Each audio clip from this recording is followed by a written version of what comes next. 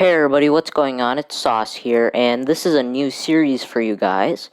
I'm gonna call it the Theory of Explosions, and I found it fitting to start on the 4th of July because of all the fireworks and, explosions and bombs and whatnot. So, we're gonna be calling this series Theory of Explosions. In this series, we're going to be going through the history of explosives really briefly just today, learning about the different mechanics of explosions, theorizing what is and isn't explosive. So, for example, sugar burns, and it's a lot more powerful than gunpowder when burning. However, I don't know if it explodes. So I might learn and research and whatnot and create theories on whether or not sugar will explode or whether or not porcelain will explode. I don't know. Maybe if it's under the right temperatures or whatnot. Pressure, I don't know. So I'm going to be doing some simple experiments and projects, and some things may be blown up. It'll be fun. Ish. Boom. Yes. Okay, so quick history of explosives. I might do an extended episode on this later.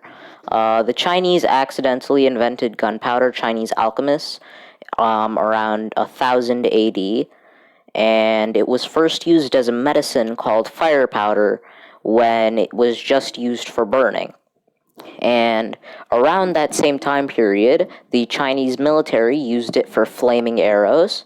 So they would put the arrowhead, or cover the arrowhead in gunpowder, light it, and then fire it, and flaming arrow things. And after a while, the correct proportions for explosions were found. Once these explosions proportions were found, they mass-produced that and used the new mixture for the first bombs and firecrackers for the military. So, that's the history of explosives. I might do an extended episode on that later, but for now, we are going to hop on over to our fireworks model, where I'll explain how fireworks and, more generally, bombs work. Alright guys, so I pulled up a fireworks model right here. I actually built this myself, literally just now, and we're gonna go through the firework real quick. So, I'm gonna select all of these. How do I group these? I don't know. Anyhow, under here, I don't know how clear it is, but under here you can see that the black or green capsule is empty. That is where the typical Bernie gunpowder would go, right? And in that capsule, what would happen is the Bernie gunpowder would burn. They would light the wick first. Wick might have been covered in gunpowder. They would light the wick first, and the gunpowder in the green propellant capsule would light, and that gunpowder would produce smoke. That smoke would go out the bottom of the capsule, and it would propel the firework upward. So, basic physics, every action has equal and opposite reaction type of thing. So, a rocket goes into the air. The reason I made this red capsule different is because, as you can see, it's not connected to anything. Typically, what would happen is the wick would go in maybe a millimeter or two, and it would stop there. And what would happen in the meantime is the gunpowder inside of the red canister, which is the explosive gunpowder, would go off. And when that gunpowder goes off, it goes off with a bang because it's used with the correct proportions.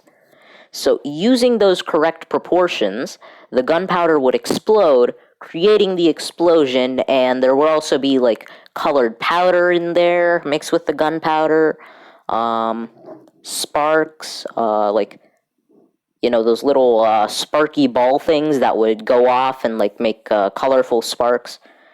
They had different sciences for that, but that's the basic stuff. behind how our fireworks worked then in early China and how they work now in pretty much all fireworks that go off like small rockets. And that's also how missiles work in general, except they use fuel and whatnot. So that's that for fireworks. Alright, so I pulled up my slide for this in Google Slides. This slideshow will also be down in the link down below if you want to go ahead and access that real quick. Anyhow, the mechanics of a firecracker, I wrote this down in case you guys didn't catch that earlier. Gunpowder explodes when it's enclosed as the smoke builds up pressure and pushes outwards.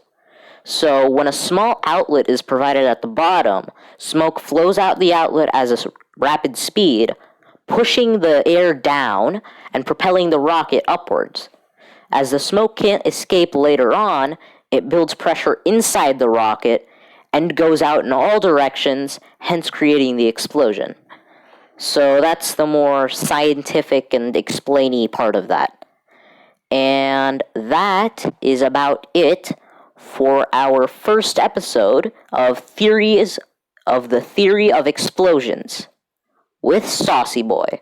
Tune in next time to learn how bombs and other explosive mechanisms work, and I may just try and see whether or not sugar explodes.